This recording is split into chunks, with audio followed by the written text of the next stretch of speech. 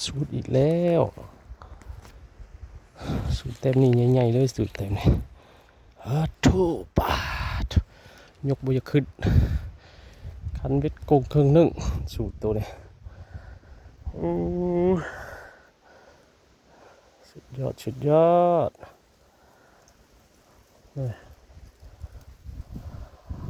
บักไงโอ้ยในพวงบักไงเนี่ยจัดเอาหมงเดียวเลยเต็มสองเต็มไงเลยสุดเฮ้ยพวงบักไงหอยขี้เก่า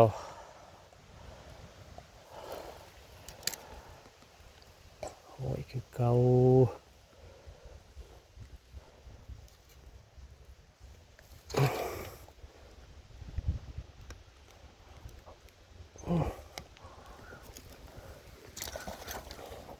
อุ๊บ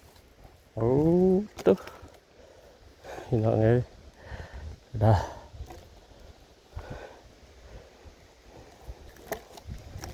สูตรสามเต็ม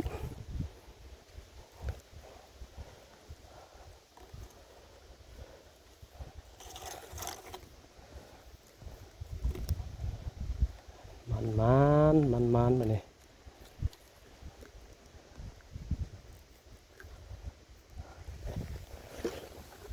โอ้ยอย่าฟ้า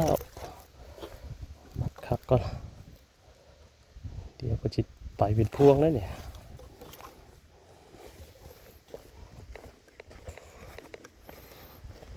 โอ้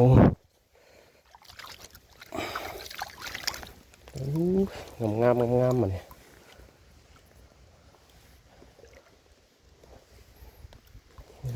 โน่นนี่ก่อนเดี๋ยวจะไปจัดอีกในหนึ่งเต็มปลาสูใส่งาม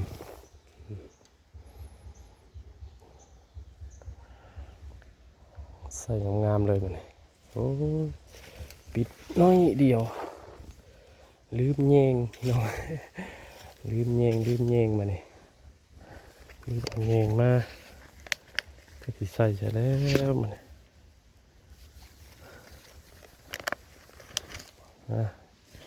เอาเสือกห้อยเอามาเลยมาคนเดียวพี่น้องวันนี้แบบไปก็เคยลาเพิ่นมันมาคนเดียวหาเก่งเอาปลาสูตรก่อนได้ตัวหนึ่งเนี่ยใส่งามโอ้ยลืมแยงโอ้ยบ่เลยเอาแยงมามันเนี่ยจะห้อยปากไว้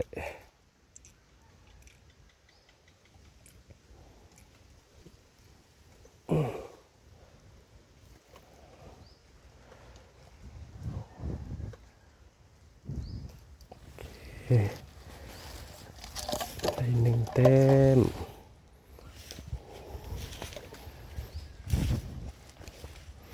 พื้นดินน้ำทะ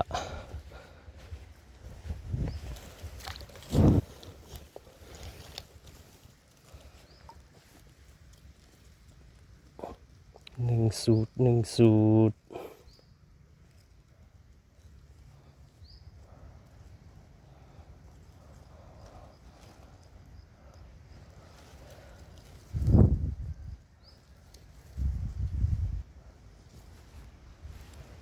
ลอยลิ้นเนอะ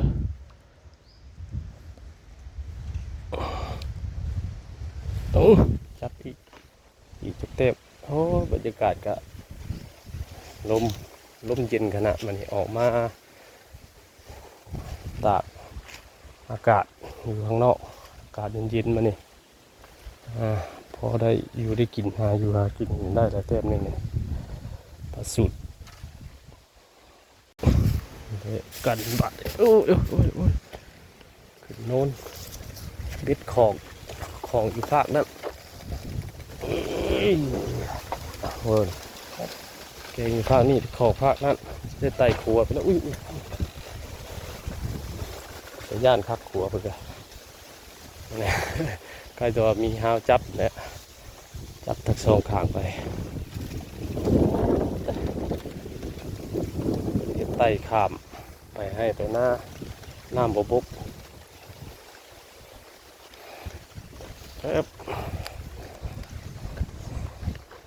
เบ็ดของเอ้ยผู้บรรยากาศขึ้นมาสูงน้ำก็ประมาณแถวนี่แหละนั่งแถวนี่แหละน้ำนะข้ามเลยมันหกบ้างเนี่ยโคกเก่งเลยกันเบ็ดของ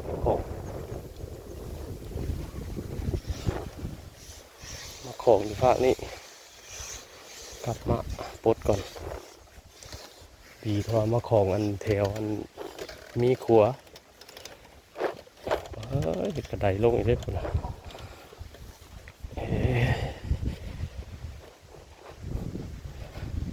เรามาของอีแถวนี้ของอีไซ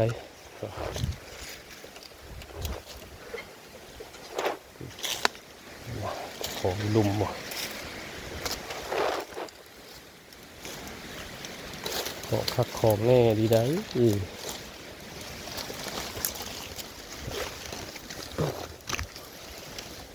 โอ้ดึงไม่ได้กับบกขาด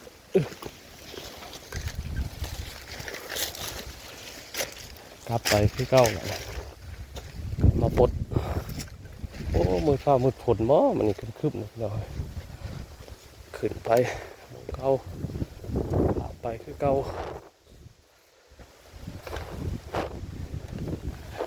ขักก็ได้เลยเนาะไต่กลัวนี่ก็ได้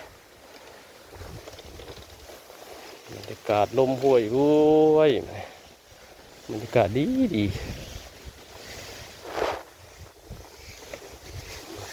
บ่ฮ้อนแล้วก็บ่หนาวมีลมเย็น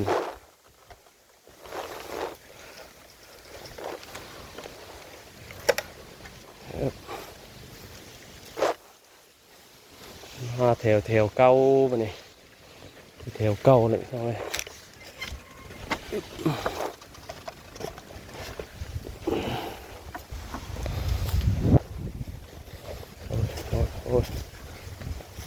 โอเคขามาเลยปลาเต็มเดียวไปเศร้าถึงป่าบัดข้างที่ได้บ่ได้น้อยผู้ได้ปลาแล้วข้างบัดโอ้ยตายนี่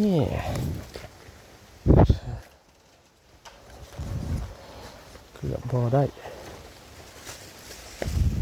โอ้มันหกก็ได้เนาะโอ้ครบไปตีแถวเนี่ยได้เพิ่มอีก1 เต้มเป็นปลาข้อได้เพิ่มอีกแล้ว1 เต้มโอ้ยไม่ได้เอาแยงมาลืมเอาแยงมามันห้อยเอาไว้นี่แหละ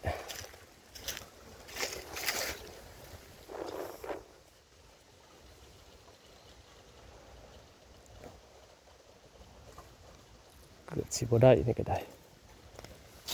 นั่นโอ้โหหาอ่อนหันเท่าไรห้อยเอามาเนี่ย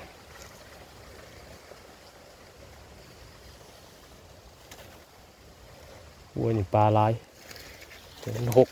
เกินที่เขาจะตีได้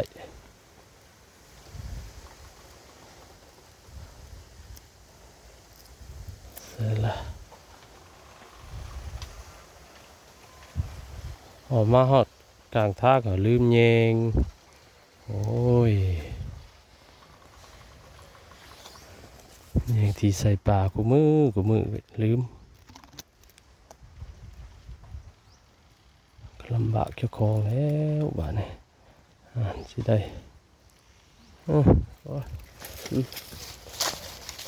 ไป2 เต้มห้อยเอาแบบนี้เอาเลยได้พวงหนึ่งเลยนี่เลย โอเคพี่น้อง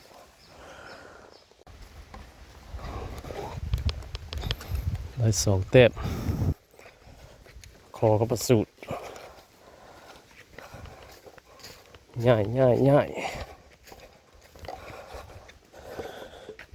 ง่ายไปทางเหนื่อยก็โอ้บรรยากาศดีพอดีบรรยากาศดีบรรยากาศดีร่มเย็นร่มเย็นมาเนี่ยบ่แดดบ่ร้อนไปอีกจังหน่อยอีกจังหน่อยก็สิเมื่อหากินข้าวเที่ยงอยู่เพื่อนตอนนี้ก็ใกล้สิเที่ยงเลยเนาะออกมาครึ่งมื้อมาเนี่ยได้ประมาณนี้แหละเนี่ยแต่นี่ก็คือสีกุ้มแหละครอบครัวน้อยเขาเนาะเดี๋ยวเลาะขึ้นไปทางเหนือออกพูดเลยเมืองพูดเลยเนาะใกล้บ้านรถกระบะไว้ใกล้ไก่ยากลงมาไปจอดเมียนข้างทางเนี่ย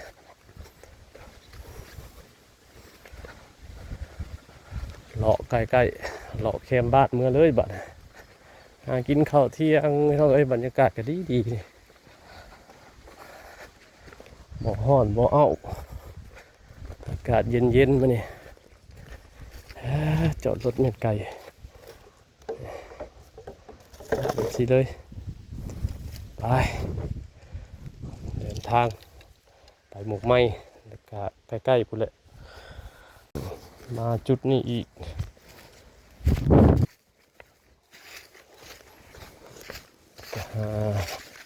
จุดหมงมันบ่หกปานใดจริงน้ำมันก็มีกับทุกบ่อนแต่ว่ามันหก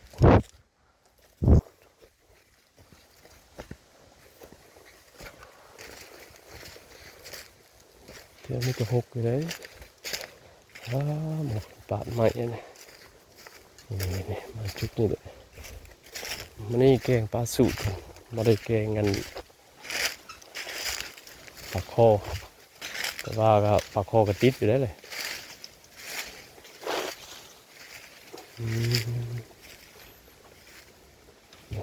นี่ปลากระเลนยืดอยู่เพื่อนเราบอกกินให้เชื่อ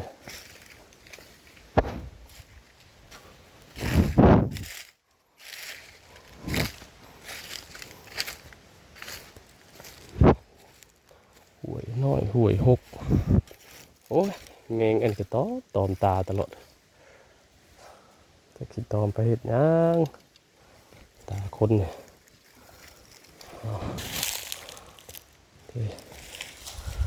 ผูกไว้ก่อนไหนอย่าไปเรียนหยุดมันทันนั่น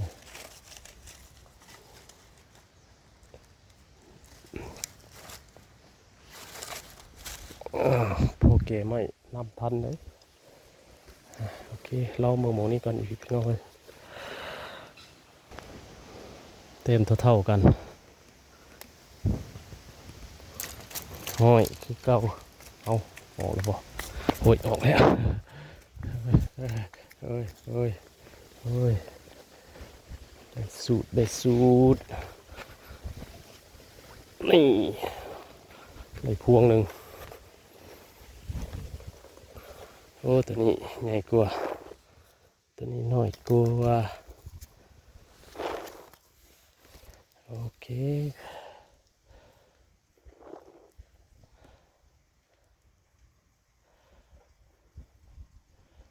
มาดูตัวนี่3 เต็มเลยเนี่ย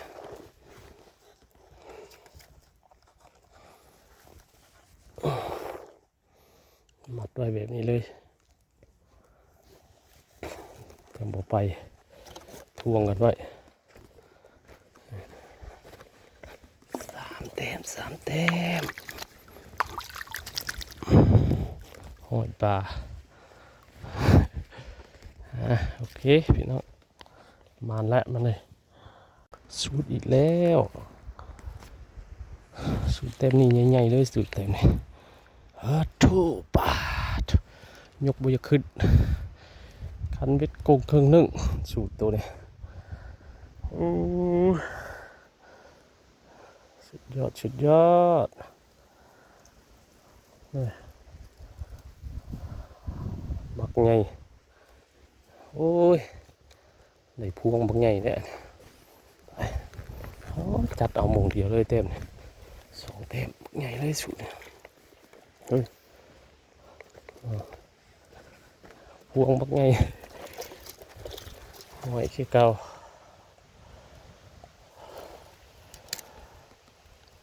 หอยขี้เก่า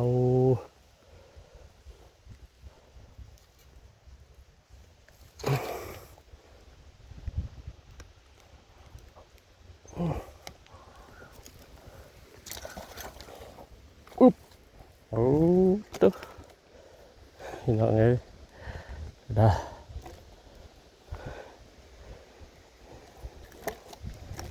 สูตร3 เต็ม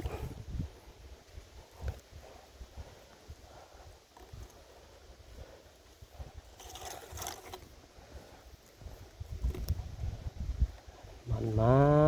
าเนี่ย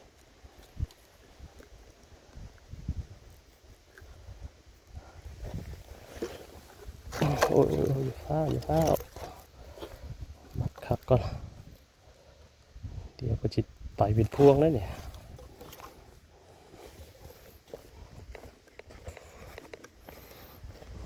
โอ้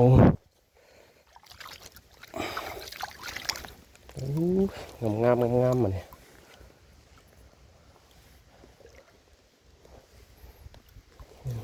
โน่นนี่ก่อน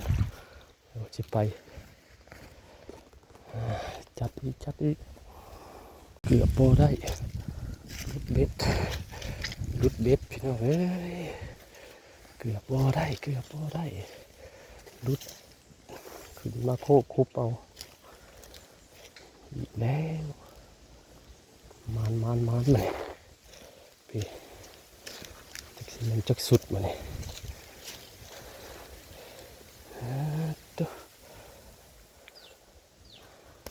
โอ้ลาปลาสูตรล้วนๆเลยมันนี่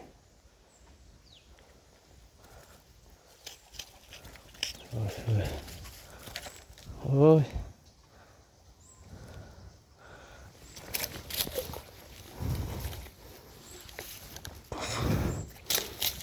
เอา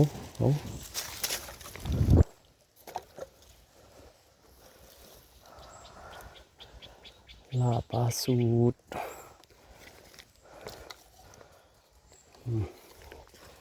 พวงบักไงเอาอีกน้องสุดท้ายนั่นเอาโมนี่เป็นเมื่อเลยแล้วบัด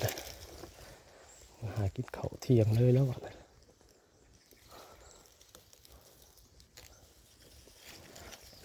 ใช้เบ็ดกระถิ่นลุ่มว่า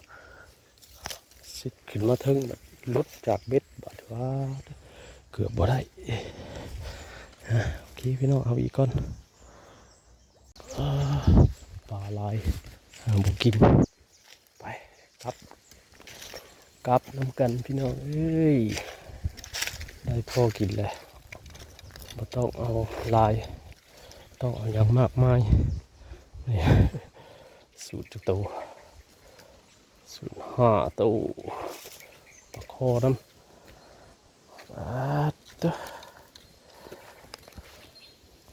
หนักที่สุดโอ้ตัวใหญ่ไปครับบาทเลยมากัดครับน้ำกันหนาว่ากันไหมนี่พ่อสับนี่ก่อนย่างไปหารถบาทเลยโอ้ยของไกลเติบได้จอดรถนี่กัน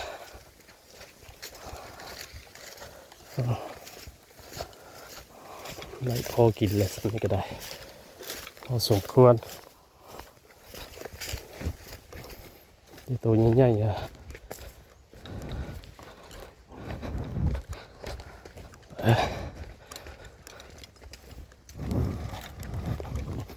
โอ้ตะ